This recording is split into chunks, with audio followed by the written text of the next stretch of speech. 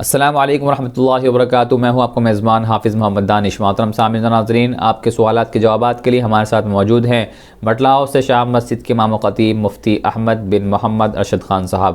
جی مفتی صاحب، مولانا خباب گجرات سے معلوم کرتے ہیں، ایک میسج سوشل میڈیا پر گردش میں ہے کہ حضور اکرم صلی اللہ علیہ وسلم ارشاد فرماتے ہیں کہ مجھے بچوں کی 5 عادتیں بہت پسند ہیں۔ نمبر 1، وہ رو کر مانگتے ہیں اور اپنی بات منوا لیتے ہیں۔ نمبر 2، وہ مٹی سے کھیلتے ہیں اور غرور و تکبر خاک میں ملا دیتے ہیں۔ نمبر 3، جو مل جائے کھا لیتے ہیں، زیادہ جمع کرنے کی ہوس نہیں رکھتے۔ نمبر 4، لڑتے جھگڑتے ہیں پھر صلح کر لیتے ہیں، یعنی حسد بغض نہیں رکھتے ہیں۔ نمبر 5، مٹی کے گھر بناتے ہیں پھر گرا دیتے ہیں، یعنی وہ بتاتے ہیں کہ جو دنیا میں ہے وہ ختم ہونے والا ہے۔ پوچھنا یہ ہے کہ یہ روایت کون سی کتاب میں ہے؟ کیا یہ حدیث ہے؟ بسم اللہ الرحمن الرحیم۔ الحمد للہ وحدہ والصلاة والسلام علی من لا نبی بعدہ، اما بعد۔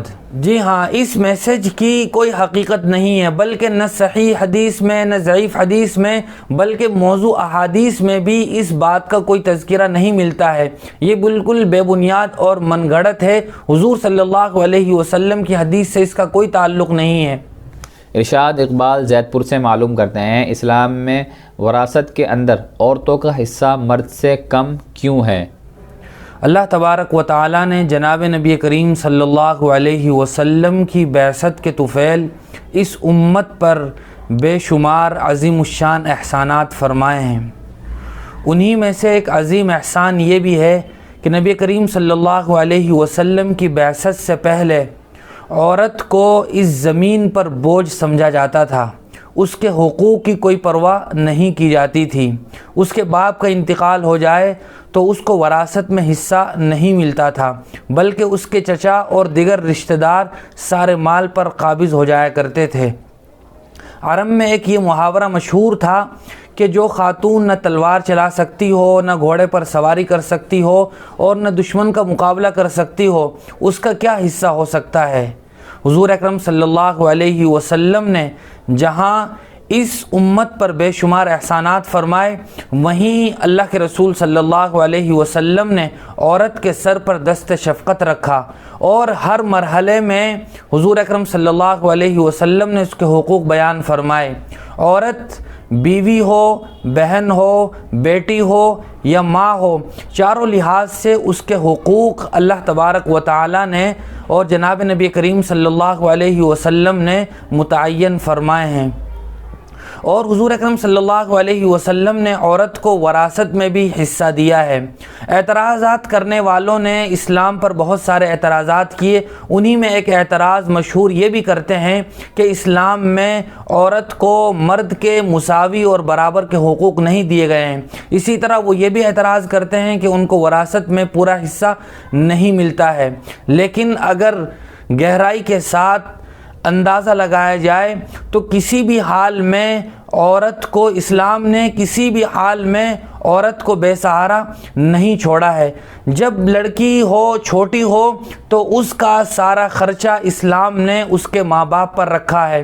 جب وہ شادی کے بعد دوسرے گھر چلی جائے تو اس کا سارا خرچہ وہ شوہر کے ذمے ہے، اور ساتھ ساتھ میں شوہر کو یہ بھی حکم دیا کہ وہ اپنی بیوی کو مہر بھی دے، اور اگر یہ نہ ہو تو بھائی پر بہن کا خرچہ ہے، اور ماں ہونے کے ناطے اولاد پر اس کا خرچہ ہے۔ کسی بھی حال میں عورت کو اسلام نے محروم نہیں چھوڑا ہے۔ جہاں تک تعلق ہے وراثت میں حصہ ہونے کا، تو کچھ صورتیں اسلام میں وراثت میں ایسی ہیں کہ جہاں عورت کو مرد کے برابر حصہ ملتا ہے، اور صورت ایسی بھی ہے کہ جہاں عورت کو مرد سے زیادہ حصہ ملتا ہے، اور ایسی بھی صورت ہے کہ جہاں مرد کو کچھ نہیں ملتا، عورت کو حصہ ملتا ہے۔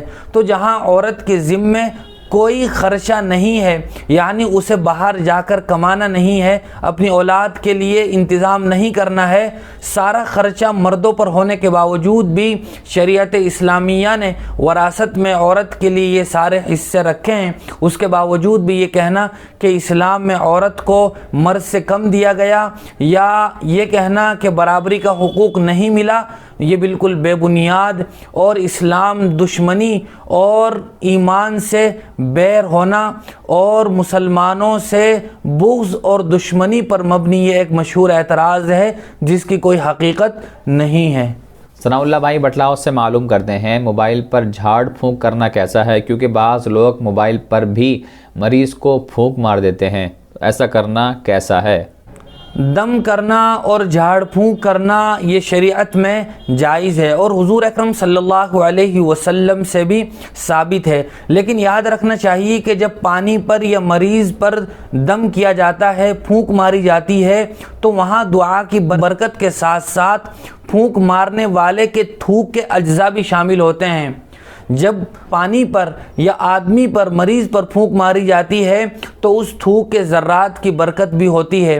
اگر کوئی آدمی فون پر پھونک مارتا ہے تو اس پھونک مارنے کا کوئی اثر نہیں ہوتا، لہذا موبائل پر پھونک مارنے کے بجائے آدمی کو مریض کے لیے دعا کر دینی چاہیے، یا احادیث میں جو دعائیں منقول ہیں، جب مریض سے بات کی جا رہی ہو یا اس کے متعلق بات کی جا رہی ہو تو لا بأس طہور انشاءاللہ یا اذہب البأس رب الناس واشف انت الشافی، اس طرح کی دعائیں پڑھ کر دی جا سکتی ہیں، لیکن موبائل پر پھونک مارنا یہ کوئی ایسا طریقہ نہیں ہے کہ جس کو کیا جائے۔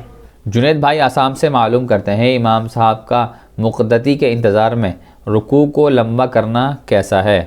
امام صاحب اگر رکوع میں ہوں اور رکوع میں ہوتے ہوئے وہ آنے والے کو پہچان لیں کہ فلاں آدمی آ رہا ہے اور اسی کے انتظار میں وہ رکوع کو لمبا کر دیں تو یہ تو درست نہیں ہے، اس سے نماز مکروہ تحریمی ہوتی ہے۔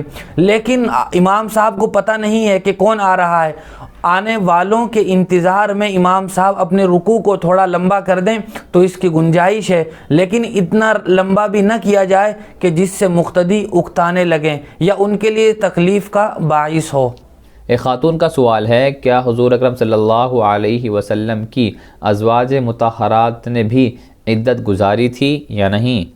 حضور اکرم صلی اللہ علیہ وسلم کا جب انتقال پرملال ہوا اس وقت آپ صلی اللہ علیہ وسلم کے نکاح میں آپ کی 9 بیویاں 9 ازواج مطہرات تھیں۔ آپ صلی اللہ علیہ وسلم کی بیویوں پر عدت گزارنا یہ واجب نہیں تھا۔ اس کی وجہ یہ ہے کہ حضور اکرم صلی اللہ علیہ وسلم اپنی قبر میں زندہ ہیں اور زندہ آدمی کی بیوی پر عدت نہیں ہوتی ہے۔ یہ بات الگ ہے کہ وہ کن صفات کے ساتھ زندہ ہیں اور عام مخلوق کے مقابلے میں انبیاء کی حیات کس درجہ اعلیٰ ہوتی ہے۔ اسی لیے حضور اکرم صلی اللہ علیہ وسلم کی میراث تقسیم نہیں ہوئی، چونکہ میراث اس آدمی کی تقسیم ہوتی ہے جو مر گیا ہو اور حضور اکرم صلی اللہ علیہ وسلم زندہ ہیں۔ اسی کی تیسری علامت یہ بھی ہے کہ مردہ آدمی کی بیوی سے دوسرا آدمی نکاح کر سکتا ہے۔ حضور اکرم صلی اللہ علیہ وسلم کے اس دنیا سے رخصت ہو جانے کے بعد بھی آپ کی بیویوں سے کسی اور کا نکاح یہ جائز نہیں تھا۔ ایک صاحب کا سوال ہے، رکھی ہوئی امانت پر زکوٰۃ کون دے گا؟ جی ہاں، اگر کسی آدمی نے دوسرے کے پاس امانت رکھوائی ہو تو جس آدمی نے امانت رکھوائی ہے جس کے وہ پیسے ہیں اسی پر زکوٰۃ واجب ہوگی، جس کے پاس امانت رکھی گئی ہے اس پر زکوٰۃ واجب نہیں ہوگی۔ مرتضی حسن صاحب کا سوال ہے، 786 لکھنا کیسا ہے اور کیا اس سے بسم اللہ کا ثواب ملتا ہے یا نہیں؟ یاد رکھنا چاہیے کہ علم الاعداد کے لحاظ سے 786 یہ بسم اللہ الرحمن الرحیم میں جو حروف استعمال ہوئے ہیں ان کی علامت اور نشانی ہے۔ 786 کو نہ تو بسم اللہ کا قائم مقام کیا جا سکتا ہے اور نہ ہی بسم اللہ الرحمن الرحیم کا یہ بدل بن سکتا ہے، بلکہ صرف علامت اور نشانی کے طور پر 786 لکھا جاتا ہے۔ وہ اس بات کی علامت ہے کہ لکھنے والے نے بسم اللہ پڑھ لی ہے، اور اسی طرح 786 لکھنے سے بسم اللہ الرحمن الرحیم لکھنے کا نہ تو ثواب ملے گا اور نہ ہی کہنے کا ثواب ملے گا، لہذا صرف ایک علامتی حروف ہیں، اس سے زیادہ ان کی کوئی حقیقت نہیں ہے۔ اور علماء سے ماضی قریب کے سلف صالحین سے یہ طریقہ چلا آ رہا ہے کہ وہ علامتی طور پر 786 لکھ دیتے ہیں۔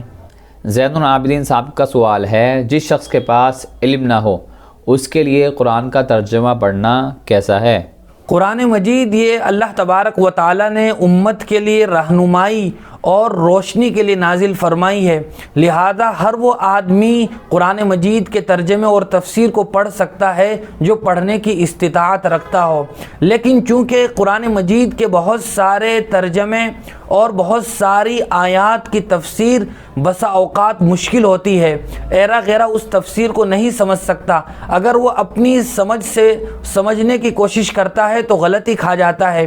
اس لیے یہ بات کہی جاتی ہے کہ جس آدمی کے پاس صحیح اور اچھا علم نہ ہو وہ قرآن مجید کا ترجمہ نہ پڑھے، اور اگر پڑھتا ہے تو جہاں بھی کوئی کھٹک محسوس ہو، جہاں بھی اسے بات سمجھ میں نہ آئے تو کسی مستند عالم سے رابطہ کر کے اس کی ترجمہ اور تفسیر کو پڑھ لے، ورنہ اگر کوئی آدمی سمجھ رکھتا ہے اور ان باتوں کا اہتمام کرتا ہے تو وہ بھی قرآن مجید کا ترجمہ اور تفسیر پڑھ سکتا ہے۔ بہت شکریہ مفتی صاحب آپ کا۔ اسی طرح کی مزید مسائل کی جانکاری کے لیے ہمارے دار ارقم یوٹیوب چینل کو سبسکرائب کریں، ویڈیو کے نوٹیفیکیشن کے لیے بیل آئیکن کو دبائیں، ویڈیو کو لائک کریں، صدقہ جاریہ کی نیت سے ویڈیو کو شیئر بھی کریں، اور اسی طرح اپنے سوال ہم تک پہنچاتے رہیں۔ جزاک اللہ۔